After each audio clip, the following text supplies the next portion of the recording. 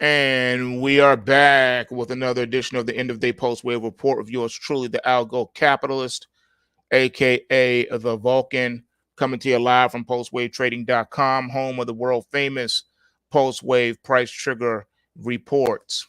All right, so there's been a lot of talk and chatter around the internet about the banking system, and is there a looming banking crisis that we need to discuss? That's kind of the issue right now. So I figured we'll pull up the Xlf Etf, which is the financial ETF, and see if we could glean any wisdom from it. And according to the Xlf here, um, we are in rally mode, right? This is a bear market rally off the bear market lows, off the 52-week lows. And the bottom of the Kumo clad around the $33 handle is the target. And we're about $1 away from that now. The bulls do have the advantage going into tomorrow. Today was a narrow range inside day, and it constitutes day one of the rally alert that it got from yesterday. So we came into the market today looking for that to take place. It should also be noted that we do have a gap. This bar here, this rally alert bar, came as a gap up.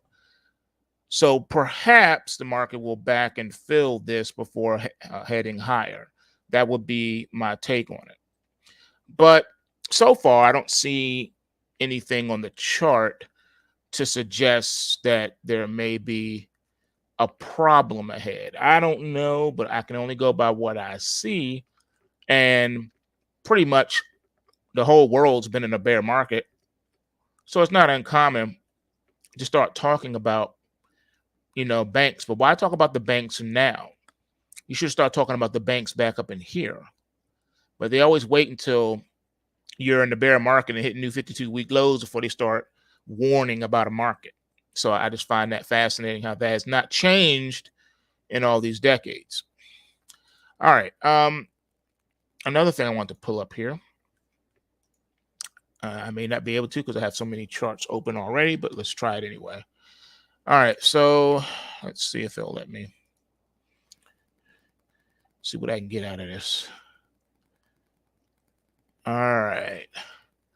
What up, everybody in the live? What up, Max and Copper and Thomas? What up, peoples? All right. So here is Bank of America, and you can see that Bank of America is kind of leading the XLF right now. You're starting a downtrend channel already in Bank of America, and Bank of America came down to attempt to close the gap up. You could technically call today's price action in Bank of America a successful back and fill. I would not be surprised, though, if it comes down a little bit more tomorrow before popping back up again. Right now, the bulls still have the advantage. The upside target of around $33 and change is still the upside target. Hey, what up, Mark, in the live trade? So is this something though? Is this just is this technical back and filling, or is this something else? Now, not everything that you can fathom is seen on a chart, and these are algo charts, so they may not necessarily correspond with the charting software that you're using with the broker that you trade with, or any specialized charting software that packages that you're paying for. My algo charts are night and day, totally different. Sometimes they may coincide, but 9 times out of 10, my charts don't. My stuff is just different, all proprietary stuff. All right, so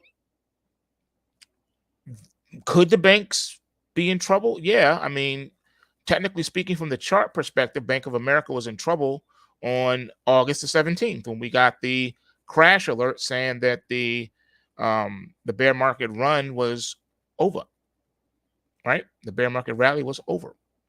You go back here. It started on the rally alert day of July the 15th.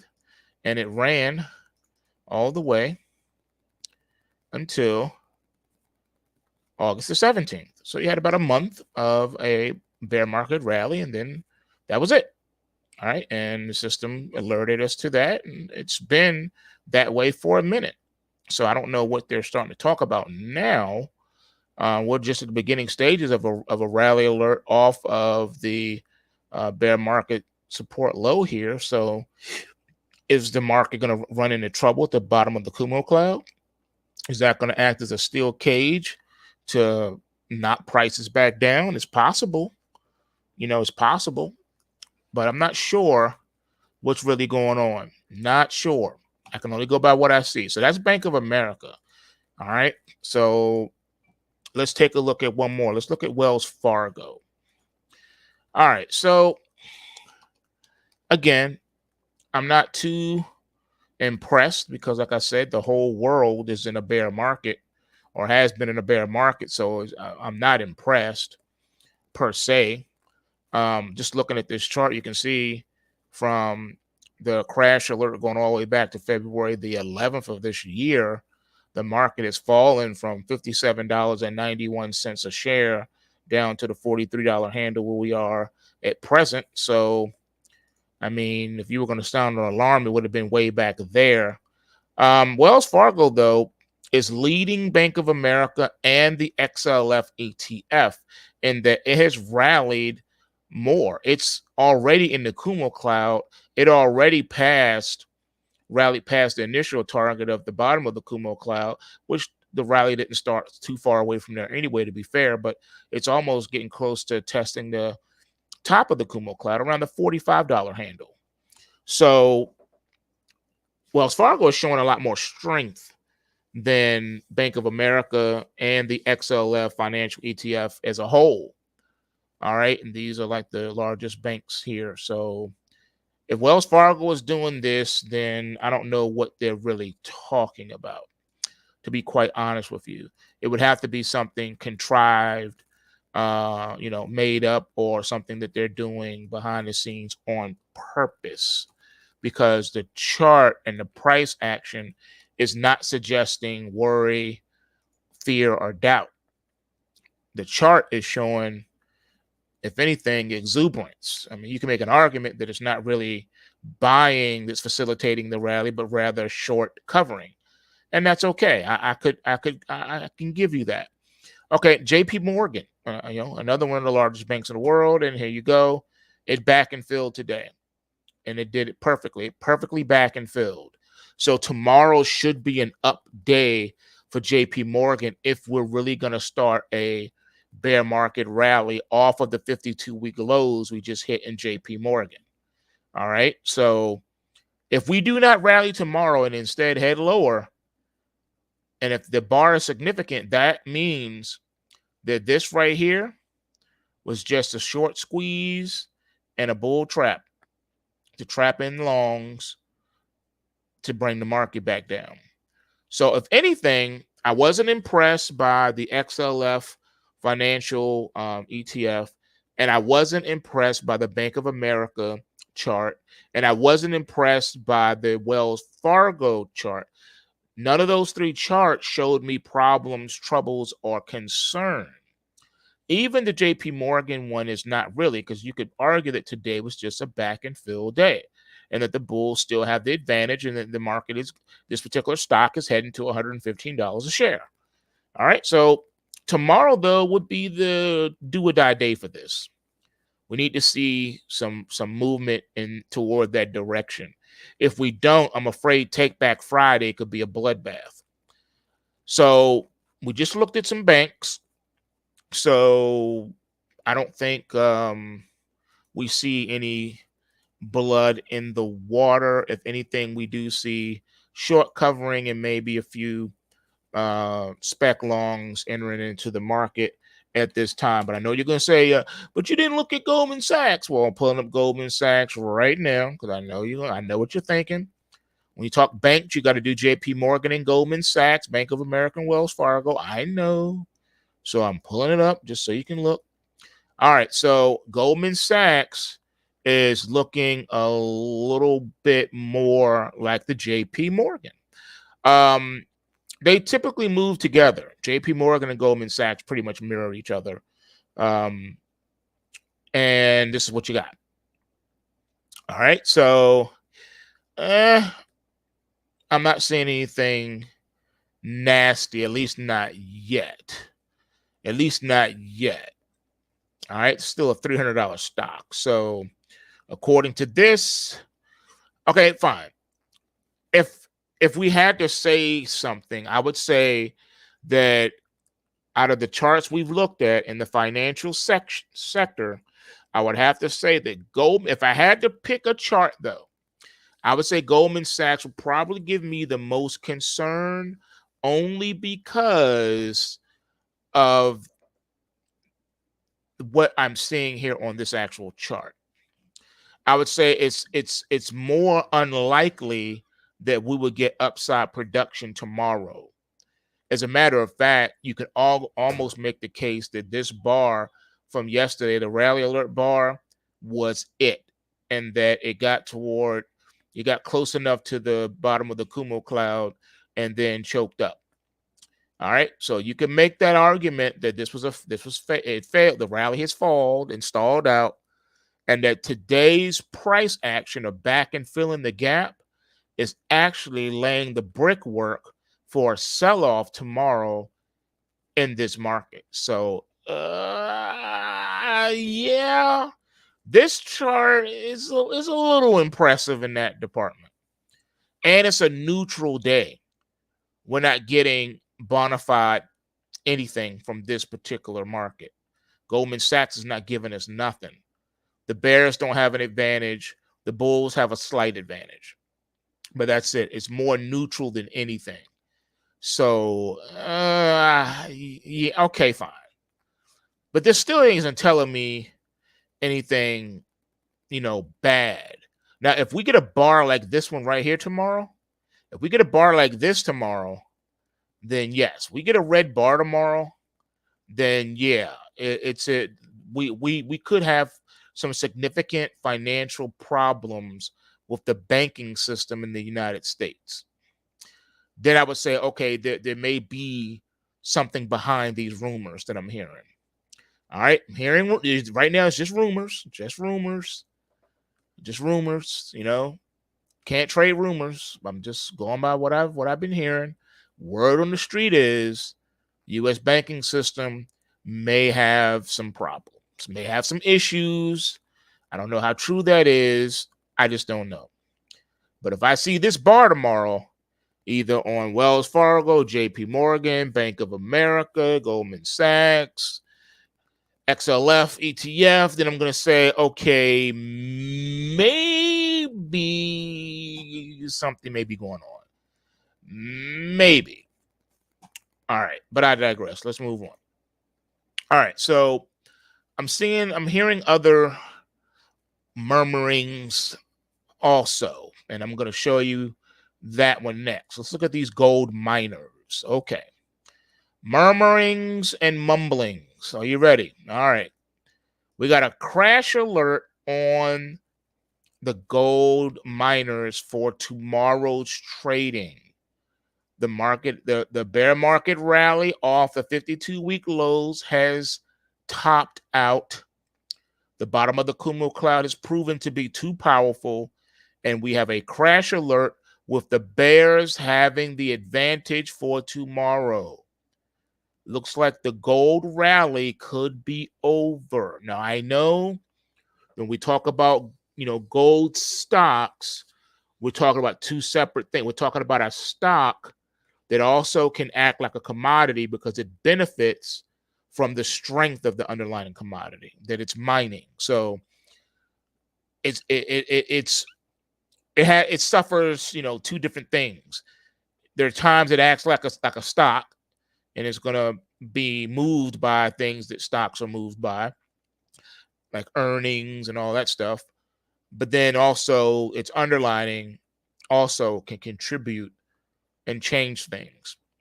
Also, it's looking like this is the second attempt at a breakthrough the Kumo cloud that has failed. We failed at the bottom of the Kumo cloud on September the 12th, and we failed again on October the 4th, not even a full month afterwards. The last crash alert we got in the gold minings gave us this massive downward leg. And now here we are here, threatening to take out the 52-week lows. That's right. The initial target on this crash alert is below the 52-week low, meaning that this is now in play for gold miners. Gold miners are now threatening to drop below $25 a share. So this is where we are, people. I look, I don't make the rules up, man. I just tell you what I see. The murmurings and mumblings on Wall Street right now is about the banks, and it's about precious metals. I don't do rumors. I only tell you what I'm hearing. All right, here's gold. Here's GLD. All right, now it's looking like the Goldman Sachs chart that I showed you and the JP Morgan chart that I showed you. All right, you back and filled the gap, which is a good thing. But in doing so, it is now opened the door. Even though the bulls have the slight edge going into tomorrow, it's looking like gold could pull back further tonight into tomorrow's trading. Look out if you are long this market. Take precautions. Likewise, silver. Hearing murmurs and mumblings about silver, ladies and gentlemen. We have a bona fide crash alert on silver. This is SLV. Crash alert for tonight into tomorrow's trading.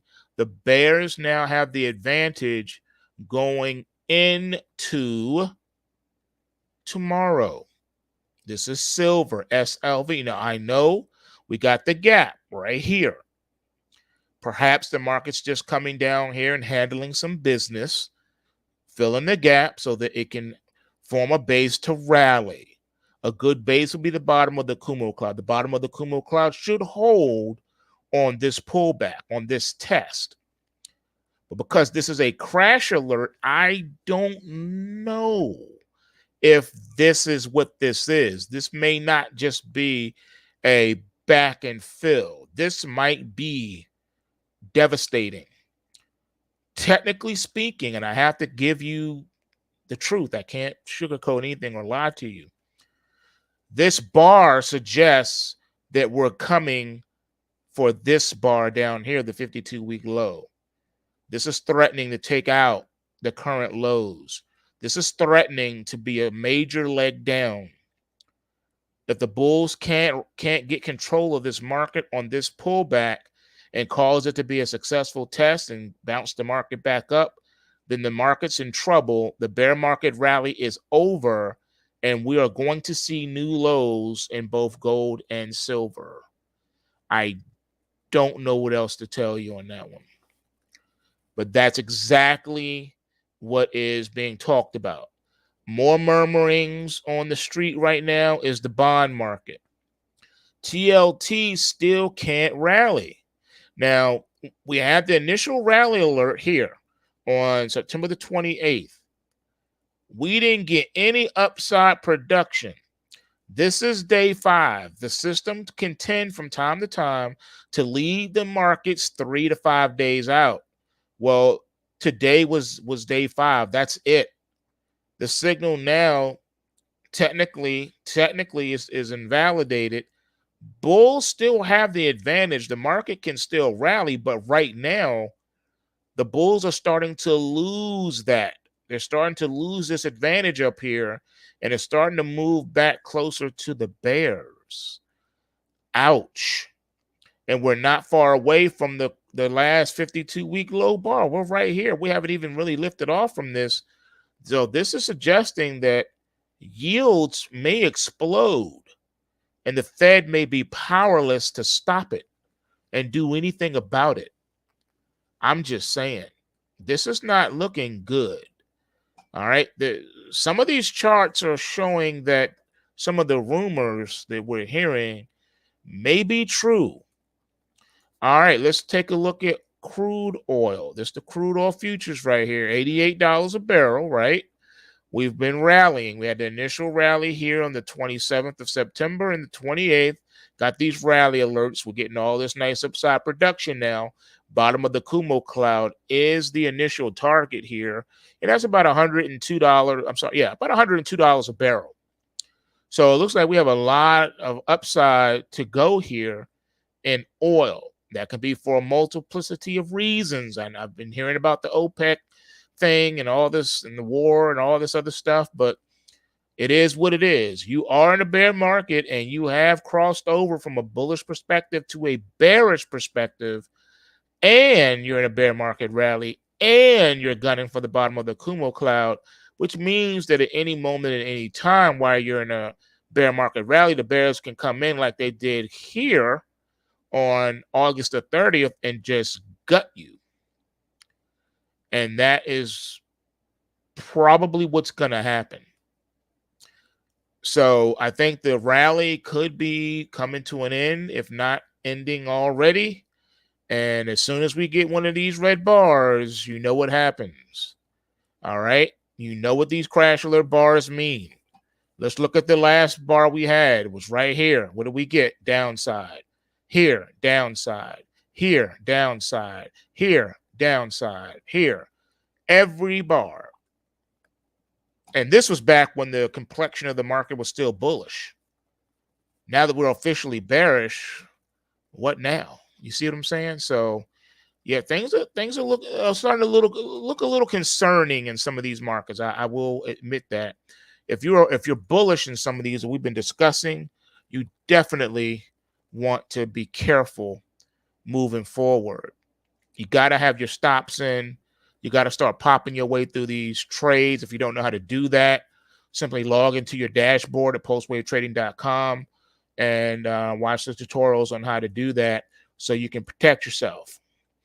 All right, so someone wanted me to put up Amazon. So this is Amazon right here for you. It failed at the bottom of the Kumo cloud, and it has gone neutral for tomorrow.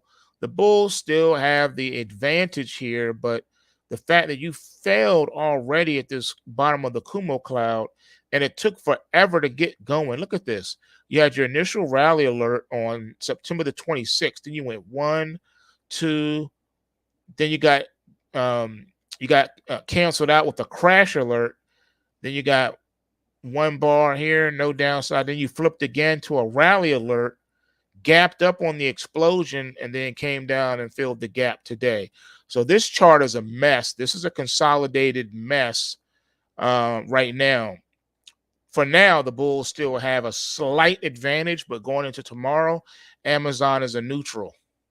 All right. You're in a bear market in Amazon, and it's a neutral as the market is struggling with the bottom of the Kumo cloud around the $125 resistance zone is proving to be a bit much for Amazon at this point. All right. Let's see what else we got here. Give me just a second. We'll see what we can do. Then we'll wrap it up. I just really wanted to just hone in on some of these because I was hearing the ramblings, and I felt we needed to discuss it as far as the metals and the banks. All right, here is your Credit Suisse. All right, so as you can see here on your Credit Suisse, you are way below the Kumo cloud. Every day you've been hitting new 52-week lows. I mean, you're already the $3 stock basically. So you had the rally off of the bear market lows only to fail and get rejected today, thus setting up a crash alert for tomorrow in Credit Suisse. I don't know who would want to short a $4 stock. I mean, the time to short this was when it was a lot higher. I generally have a rule. Once you hit $10, I'm no longer interested in shorting you. I'll short a $20 stock, but really it's not even worth my time. I like to find something a lot more expensive. But you know, once you get down to 20, it's almost like it's not worth it anymore, and you really just want to find something else to do. But shorting should be left to the high flyers, you know, stocks in the hundreds of dollars a share, because you have a lot more, you know, profit potential. But you shorting $4 stocks, I mean, really, the risk is not to the downside. The risk is to the upside. Need I remind you of the Reddit people who took GameStop when it was a $20 stock and took it to over $500 a share in like an instant? You know, so the risk is always to the upside when you're this low in the stocks. Okay, so just be careful. So yeah, this thing is in a bear market. The bears have the advantage again, and Credit Suisse is looking really bad, but it was already looking bad for a long time. So saying Credit Suisse is about to collapse, I mean, it's been collapsing. What do you mean it's about to collapse? You know, CS has been in trouble forever. So you know, again, that's Wall Street for you. They wait until it's a $3 and $4 stock, and then they start saying, "Oh, you should sell it." Really? So you told me to buy it back here when the stock was at, you know, $17 a share. Now you're telling me I need to sell it at $3 and $4 a share. Well, what about when it was a $75 stock? What about here on the week ending May the 31st of 2007 when it was at $72 a share? Oh, it was fine then. Really? So it's been dropping since the 70s, and now you're down here at $4.22, and now you want to talk trash about the company. Please. That's why I don't listen to these people, man. Come on. They don't know what they're talking about. Should have been sounding the alarm on Credit Suisse when it was in the 70s. You know what I mean? All right.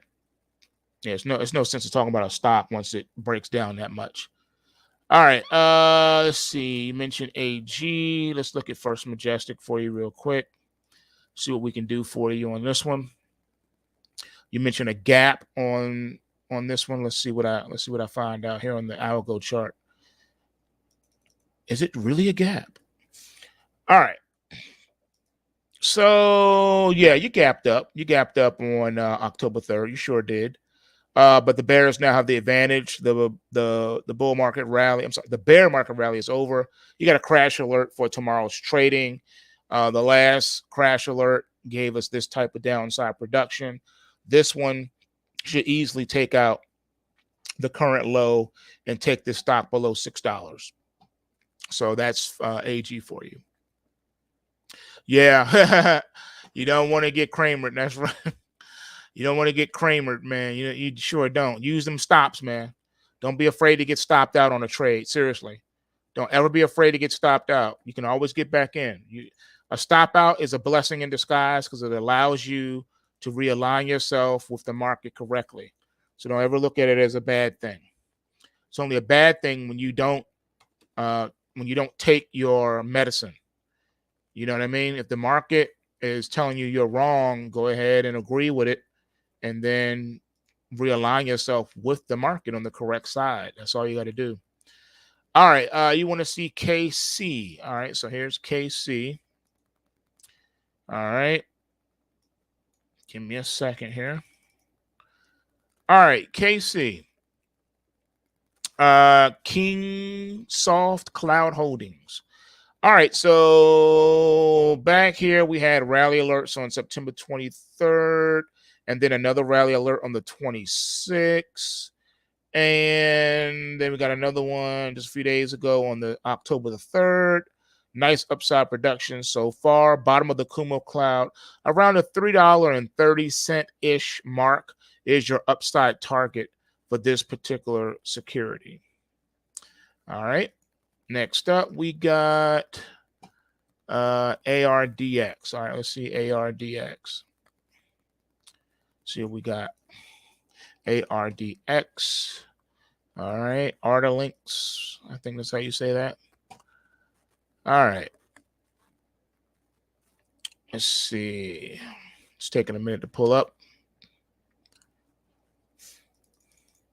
All right. On this one here, it's in a bear market too, but You've had your bear market rally since September the 26th, and you've had consistent upside production. So this one's still looking good. Still looking good, but just start popping your way through it so you can lock in profits and not give your profits back. So definitely start popping your way through it. All right, and the last one you want to see is IMVT. Let's see. IMVT, Immunovant. Let's see. Looks like most of these are on the NASDAQ too, so that's good. They're all electronic. All right, this one looks real good. As you can see here, your rally alert came on September 27th, and you've been just up since then. Looks good. This looks good too. Your bear market rally is alive and well. Start popping your way through this one too. Don't give back all of your profits on this one either. Start locking in some profit. If the market back and feels, stops you out, great. Take profit and realign yourself with the market and look for another entry point. Wait till the system gives you another signal. All right, Autolus is the next one. AUTL. All right, we'll do one more after this one, and that'll be it. Okay, this one has already reached the initial profit objective, which is the bottom of the Kumo cloud around the $2.80 mark. The next test will be the top of the Kumo cloud around the $3.30-ish mark for this one. So again, if you can lock in some profit, that would be good, so that you can ride this one out. All right, the last one is UEC. Is that uranium ETF? I think that's what that is. UEC. Yep, uranium. All right, let's see what we got. This one has been not pleasing me very well. I expected a lot more out of this stock, and instead it's still at $4. It's at $4. The way people were talking, I thought this was going to be $100 or $200-$300 stock, but it's not. All right, so you had your rally alert here on September the 27th, and it's been upside production, which is good.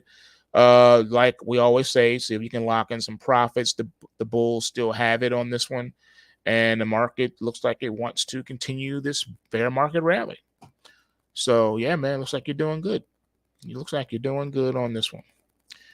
All right, let's wrap this up with Bitcoin and Ethereum, and then we will call it a night. All right, so here is the Bitcoin. And as you can see here, we are in the throes of a bear market rally, getting some upside production, gunning and testing and taking out this bullish pointer here. Bottom of the Kumo cloud is in effect, and right now we're looking at around, I want to say 20,800 is the initial target on this one now, and then we're going to be gunning for the 22,000 mark. I think the 22,000 mark is doable. I think it can happen, so definitely be watchful for that one. All right, last and not least is the Ethereum. All right, so Ethereum, much like Bitcoin, is still underperforming. This one's underperforming the rally alert. Bottom of the Kumo cloud around, well, we got psychological resistance at 1,500. So that's the first initial target for the bear market rally. Then the bottom of the Kumo cloud between 1,650 and 1,700. But for now, you haven't even really taken off yet. So you still got time to get involved if you so desire. Okay, you say one last BMR and BTC to 26,000 before 4 digits. I don't know, man. Like I say, we're in a situation now, ladies and gentlemen, where it's very difficult, if not darn impossible, to prognosticate with any type of consistency, because there's so many moving parts now in this global economy arena. So the only thing I can do now is just refer to the pulse waves, man. I just refer to my system and I just keep it there. System tells me get long or short. That's what I do. How far the market's going to run, that's up to the market. I let the market figure all that out. I'm just trading now. I really am. I'm not trying to figure anything out, because I have no idea If it was just one thing that was happening, then I could probably make some sense of it. But when you have so much going on right now, so many headlines coming out worldwide, not just the States.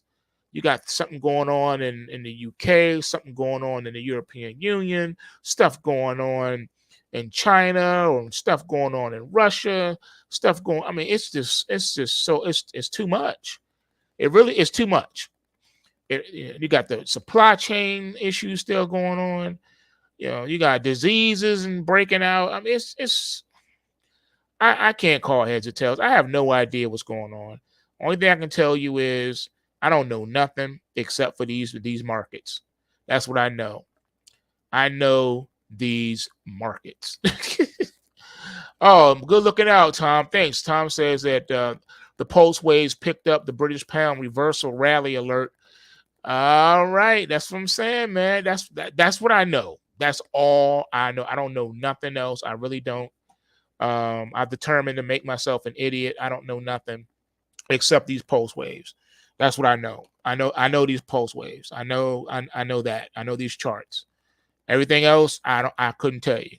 I couldn't tell you because it's just too much unknowns, and they're not even telling you that. You're not even really getting news. You're getting whatever the governments of the world want you to hear. That's what you're getting. You're not really getting real news if you're relying on mainstream media. All right, here's that British pound you was talking about. So we had this rally alert on September the 27th in the British pound sterling. And as you can see, the market's been marching, giving us all this nice, beautiful upside production. Bottom of the Kumo cloud around the 118-ish level is the target on this move. So if you've been riding these pulse waves, go ahead and start, popping your way through the trade. All right, that's all we got time for tonight, folks. Do me the wonderful favor of smashing that like button. And if you haven't already done so, take the 14-day challenge. I double dog dare you. Go to PulseWaveTrading.com, sign up for the 14-day free trial of these pulse waves. Prove to yourself how easy it is. I'm telling you, it is one of the easiest things you will ever do. We've laid out everything for you. See how much money you can make trading beside us over these next 14 days. Prove it to yourself. We dare you. I think you will find that your life will never be the same again. And with that being said, remember, bulls make money, bears make money, and pigs get slaughtered. So remember to take what you can and give nothing back. And I am out. Peace.